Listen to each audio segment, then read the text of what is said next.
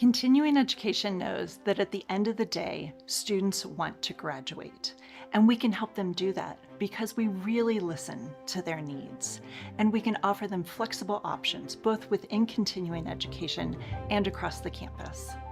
We don't take a cookie cutter approach. We realize each student comes with their own story. So whether it's a part-time student looking to complete a degree program or someone just looking for online courses, we're there to connect them to the resources of the university.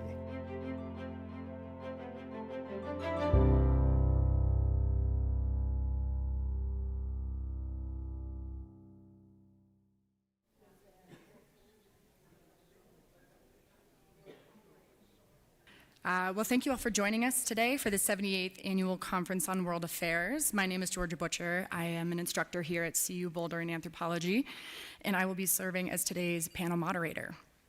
For recording purposes, today's date is Wednesday, April 15th, 2026. The time is 11:15 a.m., and the panel title is Occupied States of America, Balancing Power and Civil Liberties. And with that timely panel title, it's time to get into the land acknowledgement for the university. The University of Colorado Boulder, Colorado's flagship university, honors and recognizes the many contributions of indigenous peoples in our state. CU Boulder acknowledges that it is located on the traditional territories and ancestral homelands of the Cheyenne, Arapaho, and Ute, and many other Native American nations. Their forced removal from these territories has caused devastating and lasting impacts. While the University of Colorado Boulder can never undo or rectify the devastation wrought on indigenous peoples, we commit to improving and enhancing engagement with indigenous peoples in issues locally and globally.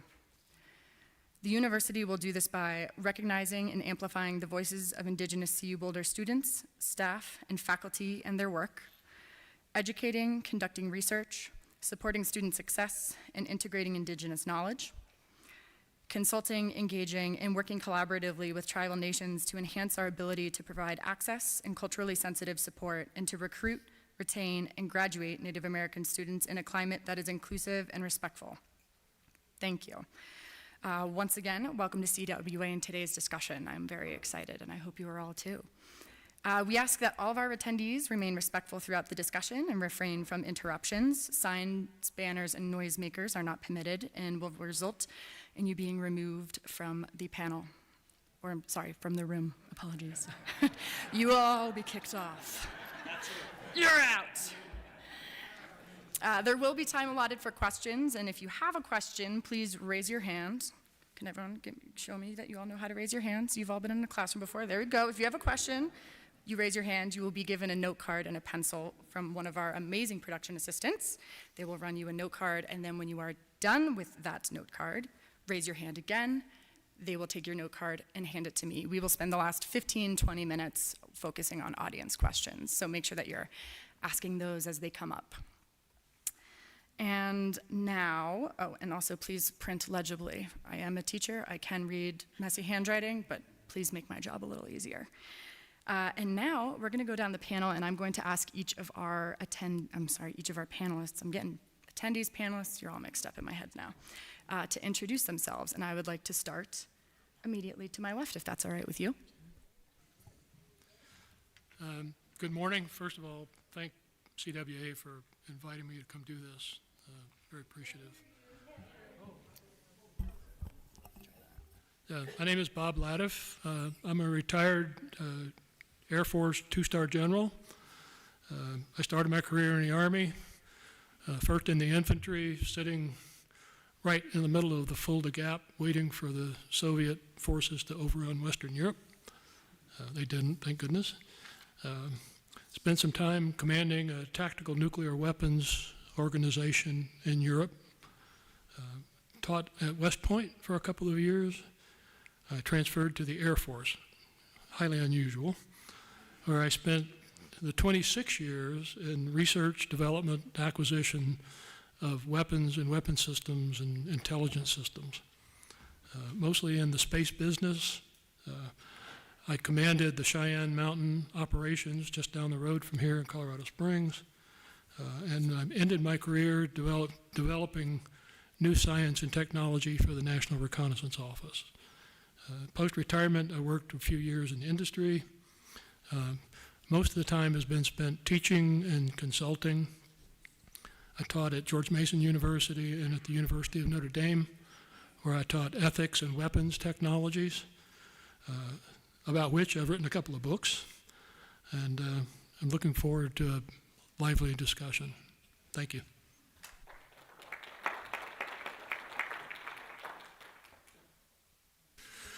My name is Ben Teitelbaum. I am an associate professor of musicology and international affairs here at CU Boulder. I'm the former head of Nordic Studies in the Department of Germanic and Slavic Languages and Literatures.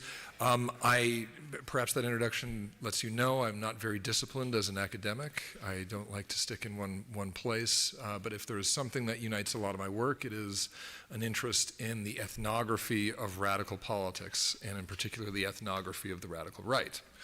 I have studied movements that could be called right-wing populist, and in the extremes, maybe white nationalists or neo-fascists, and I have not done it from a distance perspective as let's say, a scholar of text. Instead, I've done my very best to get to know the people who I was writing about and interested in learning about. And when you get to know people, of course, as you all know, it changes things. It changes them, it changes you. And it changes the way that you talk about them as well.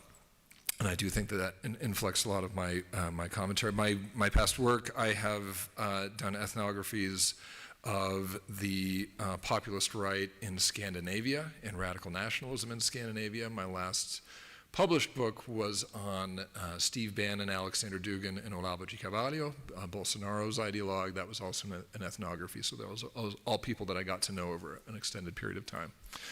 And my upcoming book is on Peter Thiel, Mark Andreessen, and the tech world and ideology coming out of Silicon Valley. And last thing, I'm also the faculty director of the Conference of World Affairs. Very, very happy to have you all here. It's my first year in that position. I mention that not for congratulations only, but also just to emphasize that I'm here on this panel not speaking on behalf of the conference as a whole, but on my own behalf as an independent scholar. Thank you.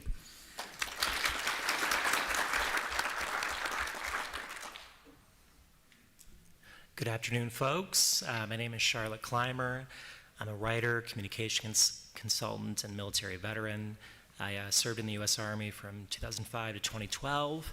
And I got to say, I'm pretty excited because this is the first time in my entire career that I have shared a panel with a fellow infantryman. So you have two Blue Cord veterans on one panel, which is extremely rare. So I'm quite happy about that. I just want to thank our wonderful moderator, Georgia Butcher, who has just done an incredible job at making sure that she did all the legwork for making this a successful discussion. And I'm very honored to join my other panelists. I write a blog on Substack called Charlotte's Web Thoughts on politics, religion, and foreign policy, so nothing controversial. I've been writing that for about 5 years now, and what really concerns me about this moment is the lack of knowledge in the American public about our military. We have the best trained, most professional military in the entire world. I would gladly trust my life with any member of the National Guard, any member of any of our armed service branches. What I worry about, what I dearly worry about, is the way that our military is being treated like a toy by this toddler who is currently in the Oval Office and who received 5 draft deferments in Vietnam, who has demonstrated his disgust and disrespect for our military over and over again, the most recent example being a deeply irresponsible war of choice in Iran that has led to the deaths of thousands of Iranian civilians, but also 13 service members who should be alive right now. And I guarantee you he doesn't know any of their names. And I am also appalled by the deployment of National Guard troops in American cities. The problem is not the National Guard. The problem is the mindset that leads to the commander-in-chief of this nation believing that using the National Guard as a mechanism to intimidate the American public is a justifiable action. And we need to call that out again and again and again, or else we are going to lead down to a much darker road. So thank you so much for having me, and I'm really excited to participate in this discussion today.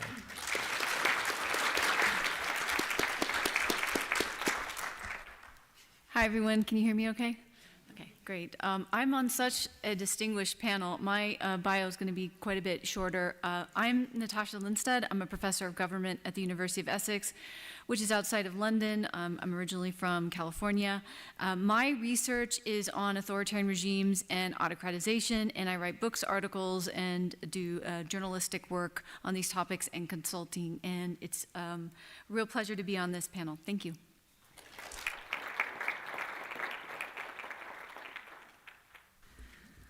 And I feel like with that, we're pretty well warmed up. And I'm actually going to punt it back down to the end of the table to you, Natasha, if that's all right. One of the things that I found, first off, quick plug for all of their work. If you haven't explored it, highly recommend. One of the things you write about, Natasha, is the idea that governments can frame domestic unrest as a security threat. And there is a push to use military and paramilitary powers on a domestic population.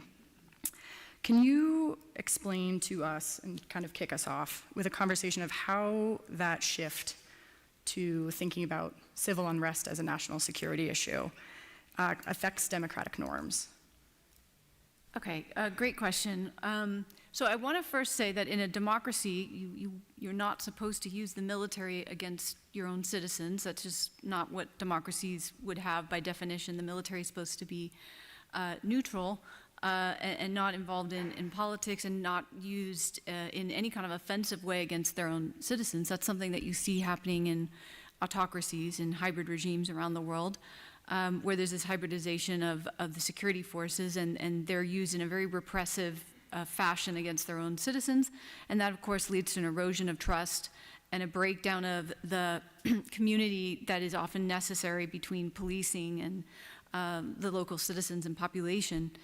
It is common when countries are autocratizing that they want to manufacture some sort of threat, whether they think that is internal or external, and that this is going to necessitate greater levels of security, internal security, whether they feel like they need to militarize the police and use it on their own citizens and engage in human rights abuses. This is quite common in authoritarian regimes. And we see that this is something that you had, for example, in Latin American dictatorships during their military periods. Latin America was the region that had the greatest number of military regimes, where the military was in power and using the military in violent, highly oppressive ways against their own citizens. And we actually see the aftermath of this. There's a really good study on this, that it was military regimes that have high levels of crime in the aftermath. Some of this may be due to the fact that they already had very high levels of income inequality, but the impact of the military being fully in charge in that type of capacity has been largely negative. The military has a really important role to play, and by using it against their own citizens is, in my mind, a major problem, of course.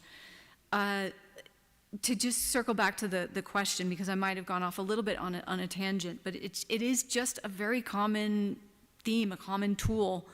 The authoritarian has to manufacture a threat because they have to justify the repression.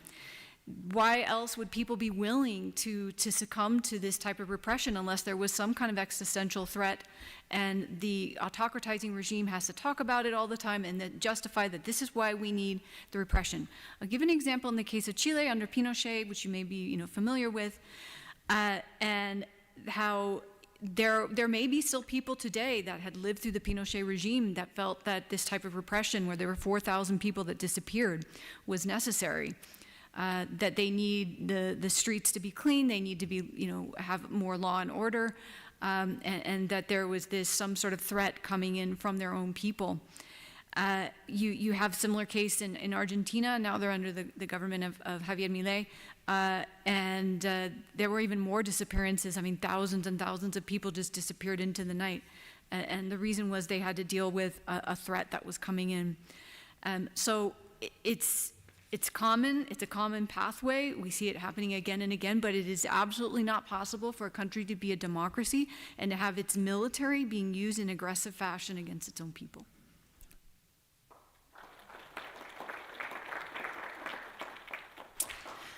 And I'm glad you brought up inequality, because that's actually something that we're going to talk about later as well.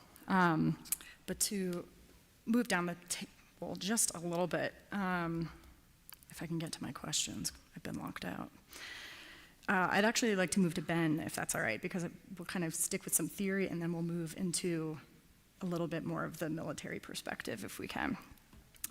Because I feel like in your research, you talk a lot about far-right ideologies and kind of the basis, a lot of like nationalist ideologies and things like that. And one of the things you talk about in your work is the way that anti-immigration sentiment tends to be reflected in kind of national security discourse, building off of, what Natasha was talking about. Could you talk about how some of these anxieties from your seat, you see them playing out domestically? I would, if I can back up a moment to get to that.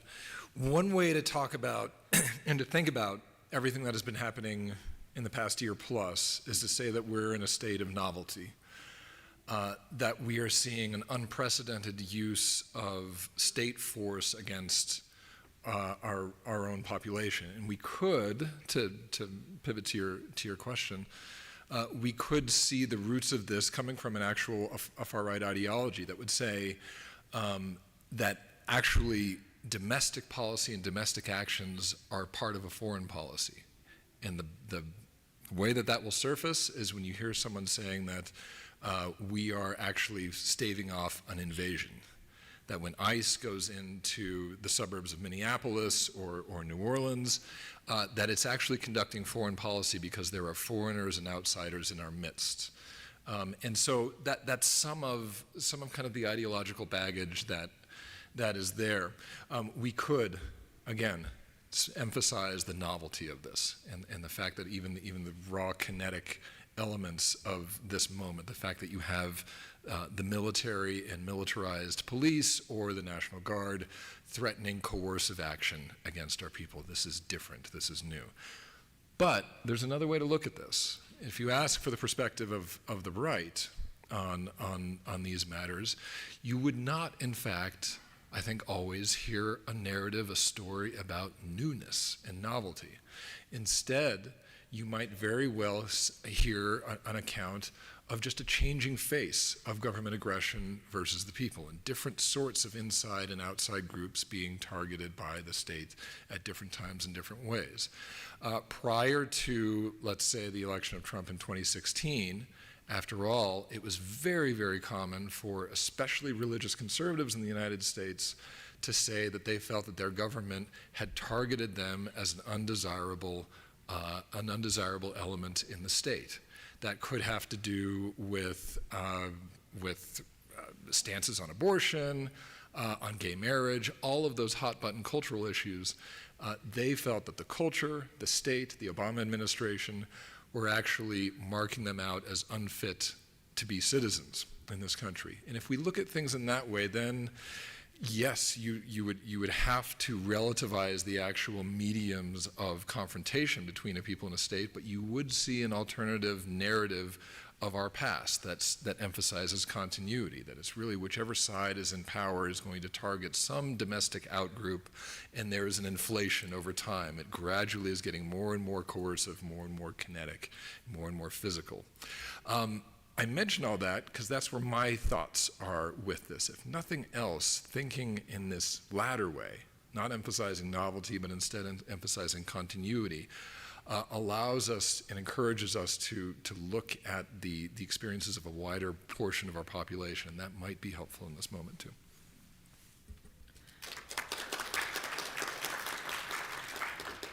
That actually reminds me when you were writing about like the traditionalist perspective, it's all cyclical. It's not, standalone. It's, it'll come again. All right.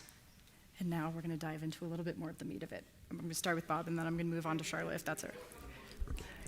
I'm sidebarring. All right.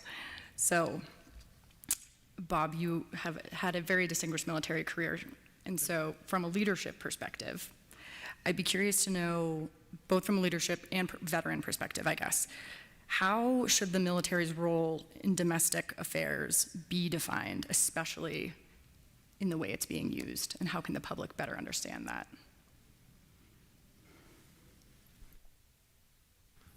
And there's actually a very short answer to that question. But if you'll allow me, I'll talk about what I told you about. So, so this is called the Occupied States of America, which I think is a very provocative title. So I'll be equally provocative and say, I think the title is very hyperbolic. Occupation has a very distinct meaning in military terms. It means that the military moves in and basically replaces the government, sets up institutions, sets up justice systems. This is not occupation. This is just aggressive policing. And a caveat here, I claim to know very little or next to nothing about immigration law and policy. But what I do feel is that all of this is, someone already said, very much about immigration. And we know that the current administration and its friends and allies use very, very vitriolic terms to just talk about immigrants and immigration, and it's just an awful system. Nations have a right to establish immigration policies. They should. Some are very restrictive, some are very open, some fall in the middle, but they have a right to establish some form of immigration policy and law. Unfortunately, our current immigration policy and law and behavior, such as it is, ends up being extremely nationalistic, racist, xenophobic, and sort of flies in the face of what we call America as the land of the home of the free and the brave, and a place of where people can make their lives better and so forth.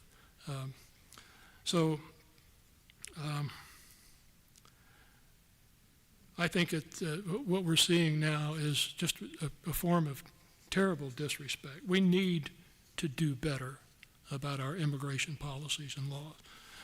Now, to get us to the topic, ICE behavior, such as it is reprehensible, and in some couple of cases, perhaps criminal. But ICE being there is not illegal. They're there legally, enforcing the rules and laws, such as they are, policies, orders of the president. And so, I think we have to deal with the fact that ICE is a paramilitary organization. Let me remind you that over the past 10 to 15 years, maybe 20 years, police departments in many, many, many towns across the country have become extremely militarized. Many of them have used military equipment, and what does the populace see?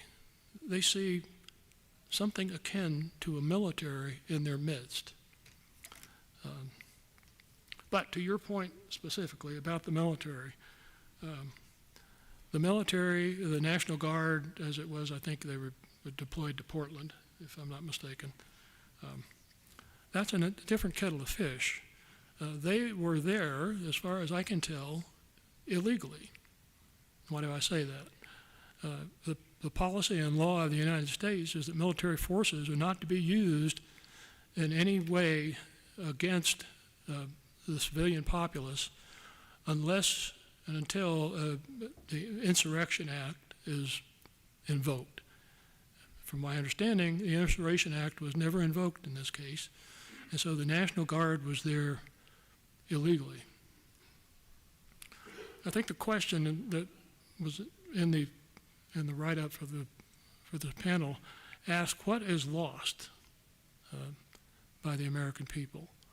And I think what's lost is trust that the military, which is supposed to be there to protect them against real threats, are now becoming themselves the threat.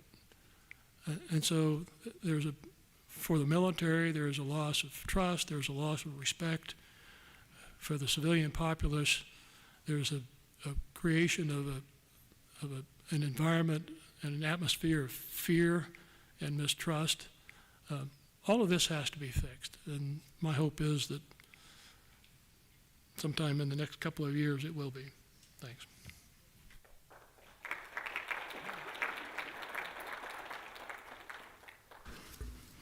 Charlotte, I saw you nodding, so I feel like transitioning to you next is the intuitive thing to do. Yeah.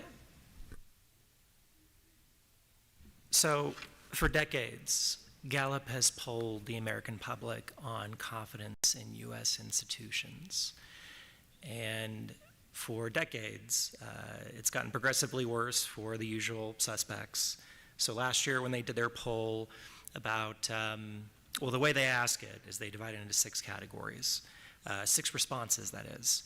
Either you have a great deal of confidence, you have a great deal of confidence, a lot of confidence, some confidence, very little confidence, no confidence, or you don't know, no response. 6 different responses. And what they found is that over time, something like, I think it was last year, 53% of Americans had very little or no confidence in television news, which makes sense. Had very little confidence in Congress, something like 52%.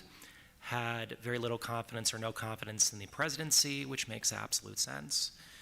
But the one institution that has consistently garnered high marks from the American public is the military. Year after year, decade after decade, the military is set apart among all institutions in this poll as having sky-high confidence from the American public. Even in the worst moments of partisan strife, the vast majority of Americans trust the military to do what needs to be done and to do it to a high standard of excellence.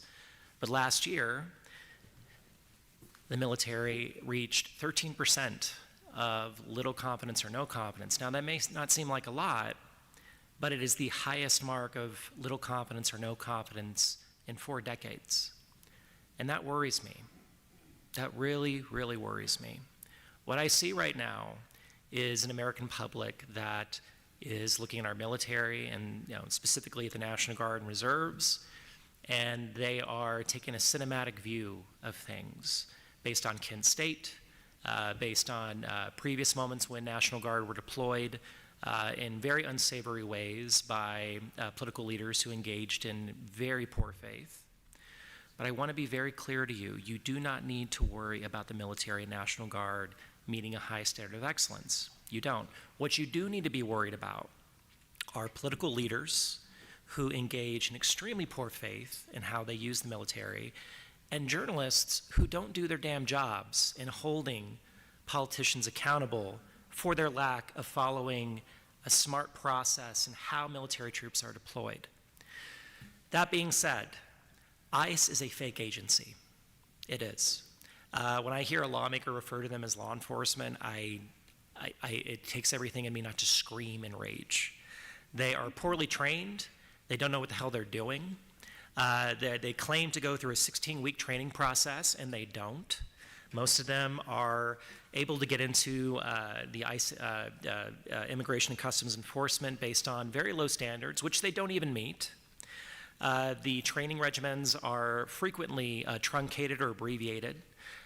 They go into these areas without any understanding of constitutional law or any sense of reasonable tactics against civilians, or really any sense of law enforcement whatsoever. ICE is a paramilitary organization that has no real oversight whatsoever. It needs to be abolished. It needed to be abolished yesterday. It needs to be abolished today. And if it's not abolished, and Trump stays in power, and Vance after him, or however that occurs, we will see more American citizens murdered in the streets. I guarantee you that. The focus should not be on National Guard troops. The focus should be on ICE and every other unaccountable federal agency that is being led by this clown in the Oval Office who doesn't give a damn about your children, doesn't give a damn about your neighbors or your family, and would gladly see them killed if he thought it would benefit his political bottom line.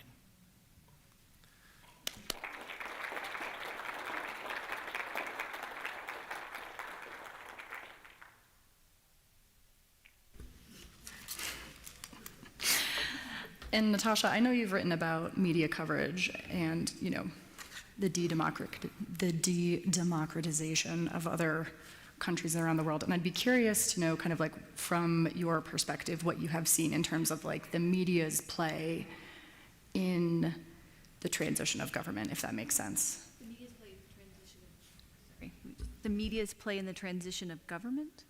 Sorry, as you wrote about, was it democratic backsliding? Mm-hmm. Is that your term? I would love if you could kind of talk about that, because I feel like that's something that's really pressing right now. Okay, good question. I'll try to relate it back also to kind of what the major themes are of the panel today. The media plays a role itself in democratic backsliding, but it also is the key institution organizations that is attacked. It's the first thing any wannabe dictator does, is they have to get control over the media or delegitimize it to control the narratives about what's going on, what is news, what is fake news, and so forth. That is the absolute first thing that any wannabe autocrat does. I mean, some of the role that the media might play itself is that they're not always trying to inform. Sometimes they are, but sometimes they're really focused on sensationalistic style news and not giving really a lot of the background, because our attention span is so short that people are getting their news from TikTok, and they're not able to provide these in-depth stories that they used to be able to. I think the other problem is the US news used to be, they would present the facts and then people might interpret them differently, but the facts were the same. But now we don't agree on the facts. We don't have the same set of facts that are being disseminated, so that also makes it a problem. In the case of Trump, and that's why I'm going to try to bring it back to the major themes of the panel. He obviously has tried to delegitimize any kind of critical media, and he's threatened by institutions, and he tries to destroy whatever institutions were functioning and make them more personalized, more directly loyal to him. The way this, I think, affects our security is he's not really thinking about national security in terms of national security of all of our citizens. He's thinking about regime security, what is going to make his regime more secure. And that's how he makes his decisions about what he's going to do from one day to the next. He also has to amplify a threat from migrants and claim that that immigrants are really, really dangerous, when they are far less likely to commit crimes than citizens are, 60% less likely, and 90% of crimes committed by immigrants are immigration-related crimes. But he's created this big threat that's coming in, and that he's used that to justify this authoritarian style of security that he's using on his own people, and tried to harness his control over Fox News and some other right-wing media to claim that this is all justified. I think one of the scariest things is we had video of Renee Nicole Good, essentially the murder of her, and people saw the same video and had a very different reaction to what happened. And that's a result of the way Trump has taken control over the media. So it's on a number of fronts. It's not just the media, it's also the way he controls security institutions. But at the end of the day, the only thing he really cares about is himself. Can I chirp in? I just wanted to point out the incredibly blatant double standard in how the media covers Trump versus other lawmakers. If you'll remember back to July of 2024, after President Biden's disastrous presidential debate, he did very poorly. And for an entire month, and I live in DC, I work in media, I have a lot of colleagues in legacy media, and for an entire month, the constant barrage of reporters who were nitpicking every single public appearance he did for any evidence of dementia, cognitive health shortcomings, saying he was unfit to serve if he could not mentally be prepared for the job. Fine. That is the job of, that is the responsibility of our media. But in the past week, Donald Trump has threatened nuclear war against Iran, genocide of 93 million Iranians, the people he was claimed to be liberating, by the way, attacked the Pope, and posted a picture of himself depicted as Jesus Christ. How is that not evidence of dementia? How is that not evidence of severe cognitive shortcomings? Where is our legacy media right now? Where are the op-eds? Where are the cable news panels? Where are the intrepid journalists who are supposed to be doing the job of informing the American public and speaking truth to power and calling out this bullshit? They're absent. They are completely absent. I have a lot of friends in legacy media whom I deeply respect, who do great work, but on the whole, they are failing the American public right now because they are afraid of losing access. They are afraid of their brands being affected. They're afraid of losing book deals and network gigs and conference invites and all sort of the niceties, the cocktail party invites that DC has become so accustomed for being known as. There is a double standard in how legacy media covers Trump versus everybody else. And this is just as much on them as it is on Trump. I just want to point that out.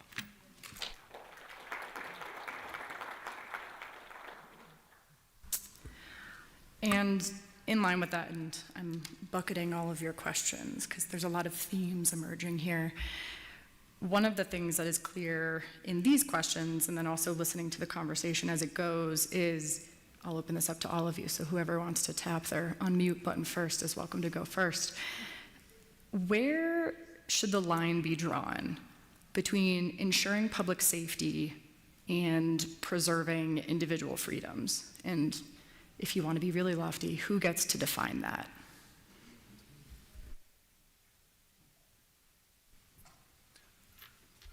So let me just take the second part of that question. I'm a big believer in local politics, local governance. It's the people and the administration and the governance of the cities and the states, not the role of the federal government to decide.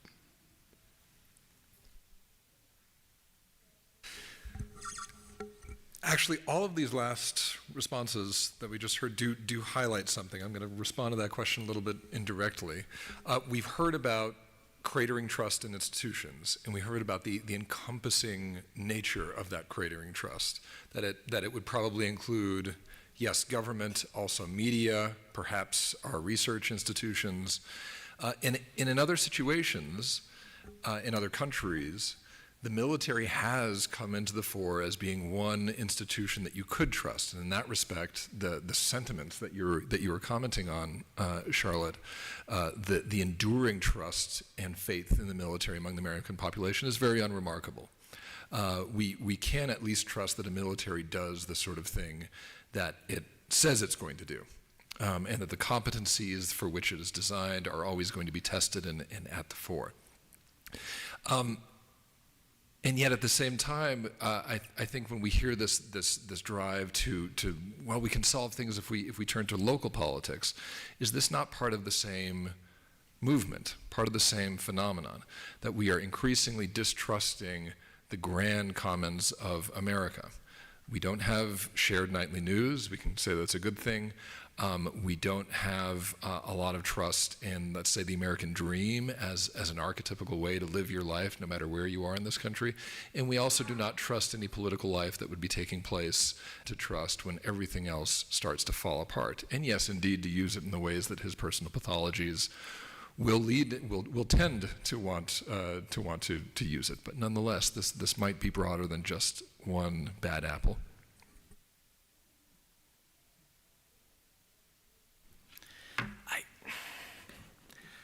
I'm struck that 23 years after we illegally and immorally invaded Iraq, after a long process in which Congress voted on an authorization to use military force to invade Iraq, that we are here at this moment, yet again, invading a Middle Eastern country, but without any of the process.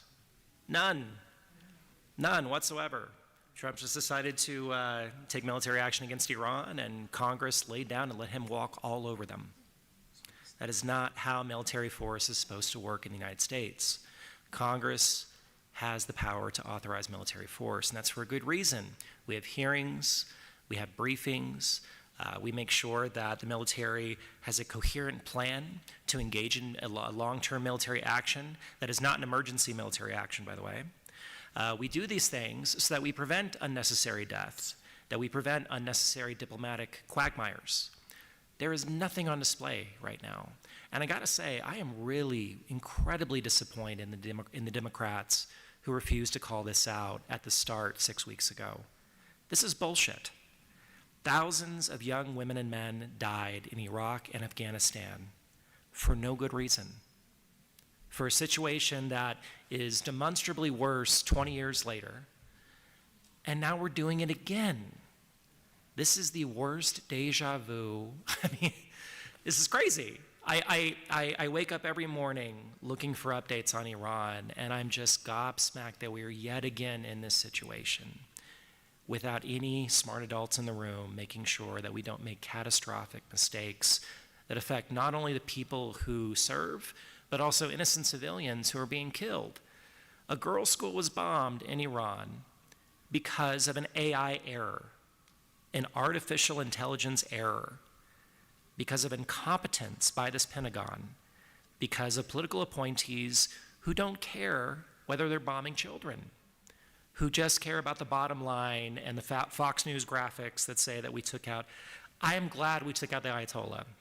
I'm very glad. He was a human rights monster. I am very glad we took him out. I'm very glad we took out the top members of the Iranian regime. But we should have stopped there. And we didn't. And the reason being is that Trump needs a massive distraction from the fact that he plays a starring role in a sex trafficking operation. We are not in this war because of Israeli security, and believe me, I support the state of Iran, and I want to make sure that they're protected from horrific actions, and I want Palestinian freedom, and that's a whole other conversation, believe me. But we're not there for that. We're there because Trump needs a distraction because he raped children, and he doesn't want the public to keep focused on that. And the more we ignore this, the more we pretend it's not happening, we deserve what happens next. That's why this November is so important. That's why sending a message to the Republican Party that we will never allow this to happen again is so important. Thank you.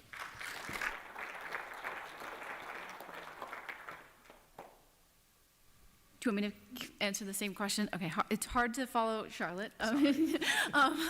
Great answers. I'll return to more of the domestic thing. Matters, and I think it's completely possible to have a military, police, and human rights, and all these things can be compatible with one another, and we see it in many, many countries where just human rights are being respected, but that's probably the biggest problem with ICE, as Charlotte already mentioned, is they're not respecting human rights, and polling is showing somewhere between 61 to 62% of Americans don't think that ICE makes them very safe or feel less safe with ICE. Same amount think that ICE has gone too far. And they're not under the same laws as local police, and that's one of the things the Democrats supposedly are pushing for, in addition to that they wear cameras and don't have face masks and get better training. As Charlotte mentioned, their training has gone down to just a few weeks, and there was an investigative reporter that claimed that she was hired by ICE after only 6 minutes.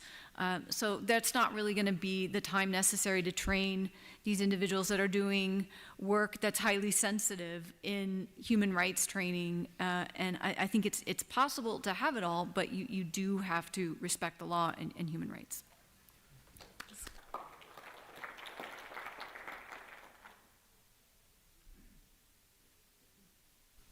So this is a little bit off topic, but it's probably part of the topic. And it's to you as voters and citizens. You need to be more demanding of your political representation on finally getting around to resolving this whole question of the war powers, presidential war powers, and approvals to use military force. It's only when we finally come to some rational conclusions on that are we going to stop this continued use of the military by political leaders. As a second related topic, please understand that this is coming from somebody who spent more than 3 decades in the military. I think it's wonderful that the military consistently comes up as being a highly respected organization. On the other hand, particularly after some of the conflicts, the military has been the subject almost of adulation. I go through airports, I buy things, I get people telling me, "Thank you for your service," which I appreciate. But in many cases, I think that is pro forma. Ask the person who's just said that to you what it is they understand about the military, and you'll generally find out that they know next to nothing about the military. I am a big believer that any institution is made better by scrutiny. And so we should be asking ourselves, while we respect the military, we should be asking ourselves and them hard questions. I think what you might end up finding is that with all the purges, the military isn't what you think it is anymore. Maybe it is, maybe it isn't. But it would be good, in addition to respecting the military, to show them some respect by having some interest in how they're organized, tasked, and what they do. Thank you.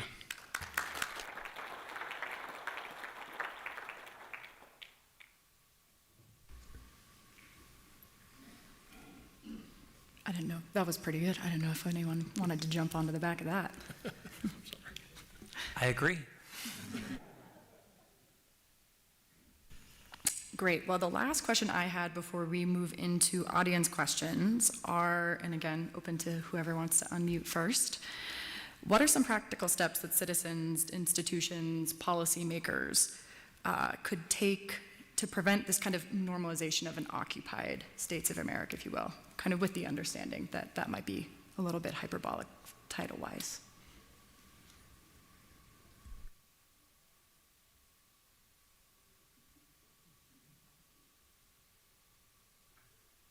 Well, I'll go quick. I'll just say God bless the people of Minnesota for showing up and making clear what democracy actually means. I think that the people of Minneapolis deserve the Nobel Peace Prize for the way that they clearly demonstrated what nonviolent resistance means in reaction to a totalitarian force. We just got to get more involved. Y'all, I get it. I'm tired every day. I wake up and I'm just exhausted with this. But that's what he wants. That's what Donald Trump wants. He wants us to feel beat down and exhausted so he can keep doing the same damn shit that he's always done. Because as soon as we give up, he's won. We're on the precipice right now. We are right there, right there. He's never been more unpopular. His cronies have never been more incompetent. Everything is falling apart around him. If we just push a little bit more and hold out, we're going to win this fight and save American democracy. I guarantee you that.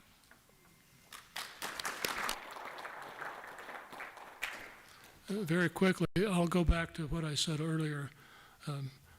Not only the people of Minnesota, but it also depends upon the local politicians. And the governors of some of these states and the mayors of some of these cities can play a huge role, and when all they have to do is just stand up to it. And I think if they lead, the people will follow.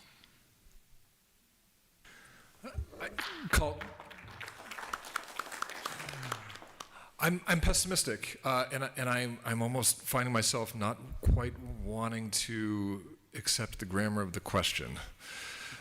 We can talk a lot about Donald Trump and his person.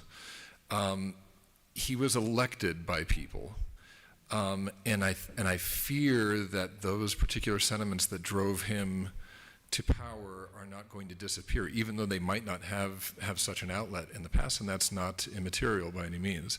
What I have at the tip of my thought with this is what we know is a widely held sentiment among his supporters that it is okay to break the rules, to break the law, in order to get things done, because there are things that they wanted to get done, changes they wanted to see in their society that government was not delivering to them. Perhaps we want to dismiss some of those yearnings as being just a yearning for really bad, illegal things that, thank goodness, the law is not actually going to allow them to pursue. But what about the things that are less easily dismissed? What about the Venezuelan diaspora around the world that looked at the action against Maduro, for example, and said, illegal, criminal, kidnapping? Yeah, absolutely. And guess what? Guess what the law did for us? Guess what beautiful parliamentary practice did for us? Elegant exercising of bureaucracies and institutions. It did nothing. And so that yearning for the law, for the public, for the institution to actually deliver meaningful change to them, I don't think that's going anywhere, and I'm not sure that it's going to be changed in any easy way. One could think also about that certainly overblown but not insignificant portion of voters in 2016 who moved from Obama to Trump. Those were people who might have actually been looking for progressive policy changes and deliveries in their life, and they didn't get them. And they didn't get them from government or the state, and they didn't get it from the politicians who they looked to give it to them. And that is the sort of seedbed of, yes, the distrust in institutions, but also a willingness to dispense with the law if it doesn't serve you. That's what I'm concerned about in the future, and that's also where you might turn toward a military, be willing to accept a greater militarization of your police and of your public sphere than you would otherwise.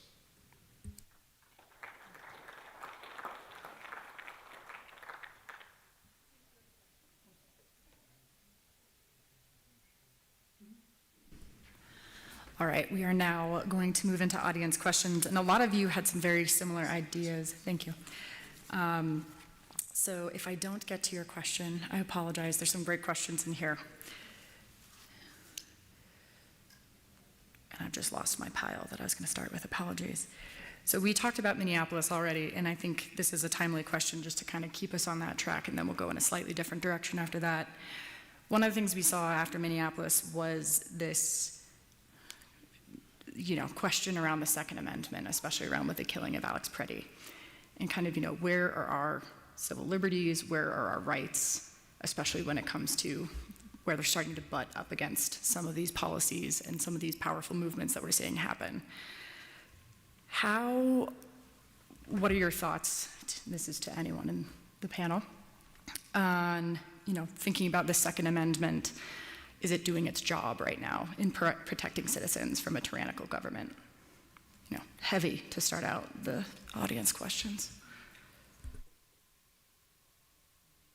No. No, it's not. I'm a strong supporter of the Second Amendment. I grew up in Texas. I grew up around guns and never been afraid of guns. I have been always afraid of the wrong people having access to guns, which I think is the meaningful distinction on the Second Amendment. Alex Preddy was legally carrying a firearm on his person. He was not doing anything illegally. And what did they do? They murdered him, and they said that he was reaching for his weapon, which he was not. And you can see it on the video. He was clearly not reaching for his weapon, that he was legally carrying. As soon as those of us who saw that hypocrisy started calling it out, you had many Trump supporters, not all, but I would say most, who were making excuses, like they always do. Because the point is not about the Second Amendment. The point is about maintaining allegiance to their cult. That's what it's about. So they started slandering this man who was a nurse at a VA hospital, who had cared for our veterans for years, and who had done nothing illegal by showing up to that area of the city and having his firearm upon his person. And they suddenly changed their views on the Second Amendment. Now it's wrong to carry a firearm into certain places. Now it's wrong to carry a firearm around any law enforcement person. Now it's wrong to question any law enforcement person if you're holstered with a pistol on your side. These people are full of shit. They are completely full of shit. Where I grew up, we looked at firearms as tools. and you learn gun safety very early on, and you understand the risk of firearms and how they can kill people if you don't treat them with respect. These people don't care about that. They post YouTube videos all the time of, doing all these bullshit actions like firing a 50 cal without ear pro or eye pro, or, without a correct stance. Whenever I see one of these nuts pop up and talk about the Second Amendment, I say, you don't care about that. What you care about is the sense of masculinity it gives you, and the way that you can somehow lord that over and alleviate your insecurity about not having served in the military or not having gotten a gunfight like all the Westerns you've seen. I think if we're going to talk about the Second Amendment, we should at least be honest about it. We do need meaningful gun reform that keeps innocent people from being killed. But these people don't want that. They don't want anything that goes against their radical ideology, and they are radicals. These people are radical extremists. They don't care about the Constitution. They don't care about responsible gun ownership. What they care about is feeling secure in their sense of really deep masculinity, and that's all that matters.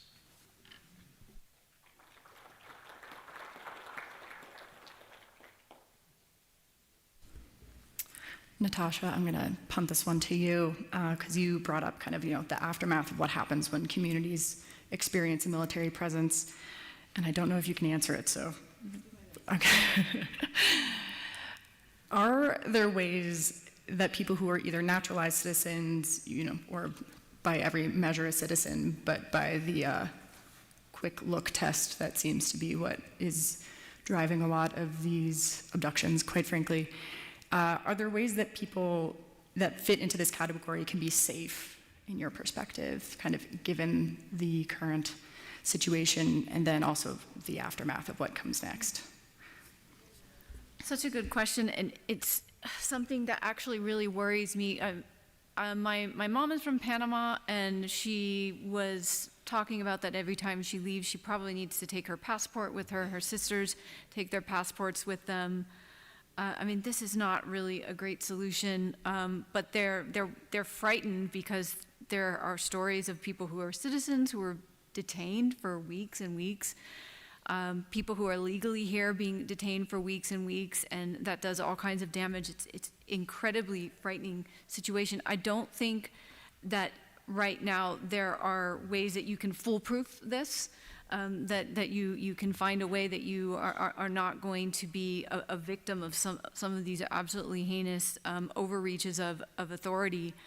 I do think that there needs to continue to be more attention on these cases as they happen, and more of the good work by the community. That's actually what happened in Minnesota. There were a lot of people there trying to protect innocent people from being detained. And that's why some of these people died, like Renee, Nicole Good, and Alex Pretty. They were there trying to protect people. So we have a lot of really great citizens out there trying to offer support, but we need to continue to put more attention on this because it basically means that we have two-tiered citizens, some that look a certain way that are never going to get bothered, that aren't worried about it, and other citizens that are living in fear and don't even want to leave the house because they're worried that they could get detained.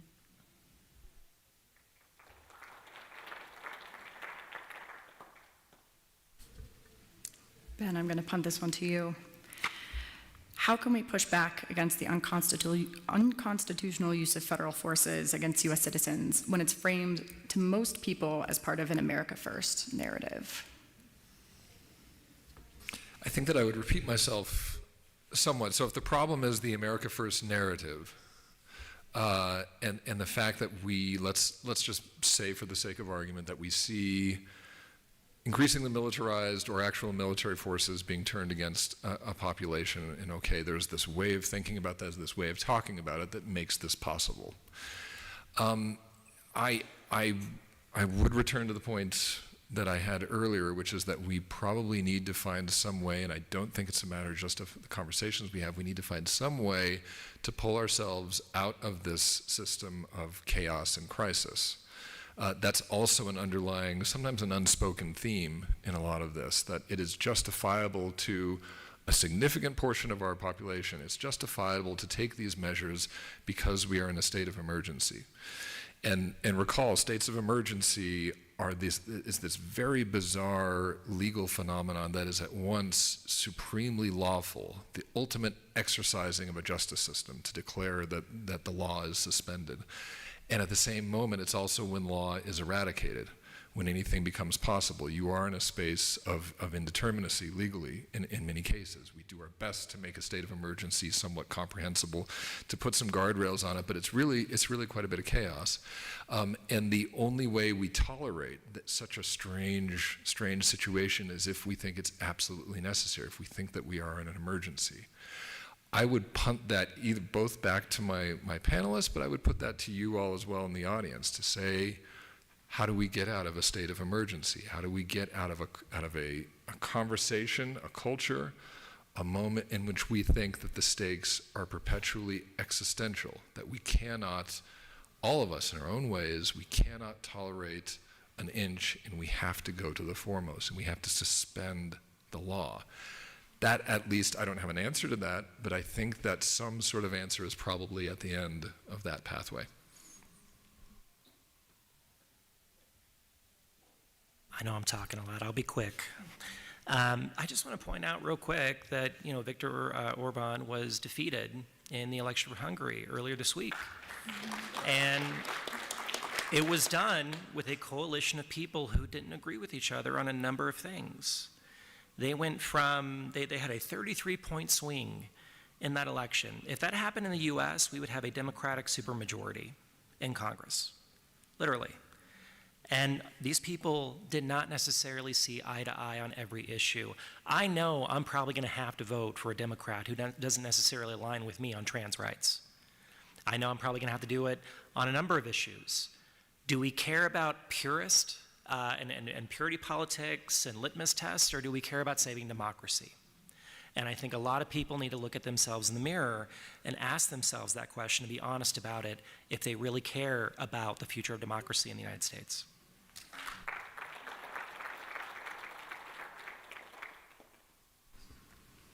We had a couple questions on the recent military turnovers, specifically for two of our veterans on the panel. So what I would love if the two of you, will start with Bob and then go to Charlotte, could you give us some of your thoughts on some of the high turnover that's been happening in the military? And then the follow-on to that is, do you see a way to separate military and politics? So when you say high turnover, I think what you may be referring to is the purge. And that is really what it is the purge. I am dismayed by it. I obliquely knew several of the people who were purged. And what it amounts to is getting rid of very senior people, generals, who have said something thoughtful about DEI or who may be black or who may be women, all of whom have been released. I think what has happened is that the military, and this goes back to my earlier comment about being skeptical and asking questions, the military, unfortunately, is tending toward being yes men, doing precisely what they're asked to do and not questioning it. And when the questions do come up, they're relieved of their duties and asked to retire. How does it stop? The only way it stops is to eliminate the leaders. I'll leave it at that. But it's a very worrisome thing. I do have some faith that maybe the senior leaders at one level below the top who have not been identified yet could stand in the way of a truly illegal order. Hope is not a method, but that's what I hope.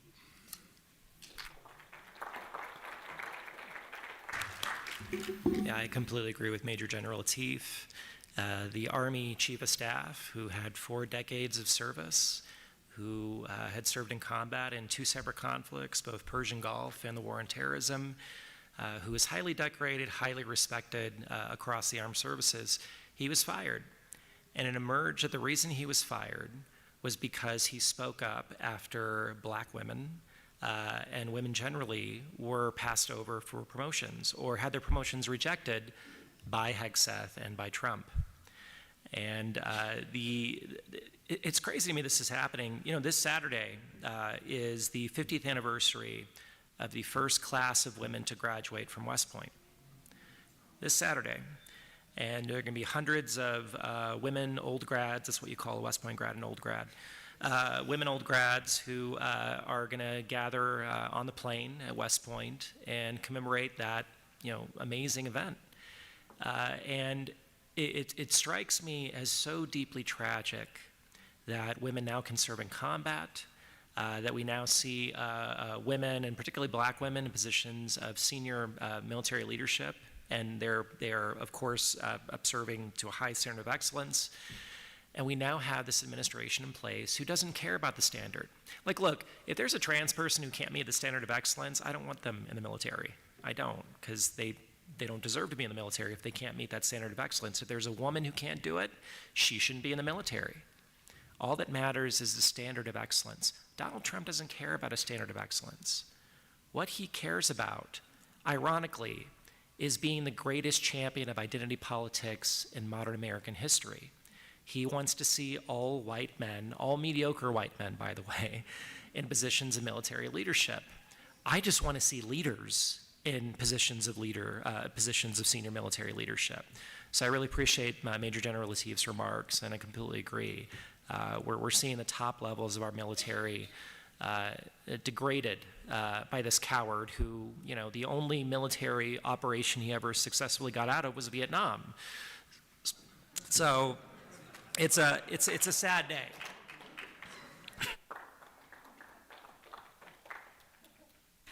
I just wanted to piggyback on what Charlotte just mentioned, that, I mean, the degradation of the military, the purging, I mean, that's what Putin did, and he got rid of all those with expertise, and that's why in this conflict with Ukraine, I mean, they lost like 9 generals several months into the conflict. They were making decisions on the battlefield that didn't make sense.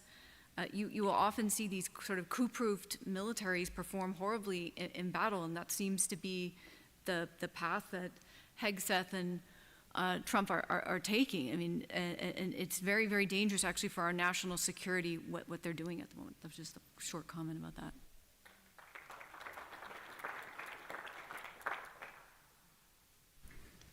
So we only have a few minutes left, and I wanted to end, I don't want to say on a happy note because it doesn't, we're not going to do a dance. But one thing I would like to end with is just posing the very open-ended question to the panelists of, what are you feeling optimistic about right now? What is leaving you feeling like there's something to look forward to moving forward?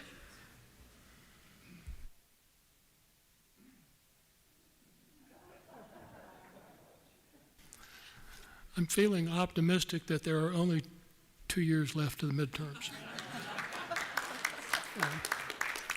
That said, I know of none of the details, but I did hear that recently the command at CENTCOM, Central Command, either slow-rolled or somehow decided to stand in the way of some of the orders they were presented. Again, I don't know any of the details behind it, but if that's the case, it makes the point that I was making that there are still some people in command positions who are willing to take stand.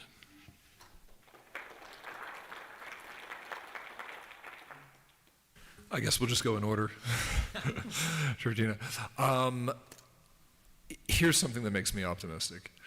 I have often in the past been pessimistic because it seemed like the dream of a lot of political constituencies in the United States was to eliminate their ideological opponents. Things will just be great if we can just, through some process, just get rid of those bad people, clear them out, and it's going to be okay. I think that sentiment is dying now. And I think we heard a really an eloquent explanation for that with the reference to Hungary. Because indeed what took place there was a group of people who really do think very differently, have serious disagreements. It's not that everything is just easy. They have serious disagreements, but they said there is some actual red line that we all can observe and that we all can collectively reject. And I'd like to hope that sort of spirit, if it is liberal democracy, however we want to conceive of it, that spirit of saying there are certain limits of corruption and violence that we all can agree or we're not going to tolerate. If we can rally behind that, I do think that there's quite a bit of good that could take place. And just a heads up, we are at time, so if you could give us like your one sentence. Got it. Sorry. I'll try to be quick. What gives me hope right now are the Republicans and former Republicans who are speaking out against this disastrous regime. My friend George Conway is running for Congress now in New York. He is wonderful. If you had told me 10 years ago that Bill Kristol would become a clarion voice against totalitarianism, I'm not sure I would have believed you, but that man has really stepped up with integrity when he could have sold out for riches. I have a lot of respect for him. I have a lot of respect for Jen Rubin, who hosts Coffee with Contrarians and has done a great job of articulating a conservative viewpoint in all this. Even, it pains me to say, even Marjorie Taylor Greene. She has done a good job of speaking out against nonsense. Thomas Massey, who has decided that his career is not worth letting any pedophile in this country go free. And I think that is worth celebrating and worth fighting for. So that's what gives me hope. I think there was really nothing more gratifying than J.D. Vance going to Hungary and trying to support Viktor Orban and then getting killed. So that's my point of optimism. He's our secret weapon, J.D. Vance. And that concludes our panel. Thank you all so much for coming.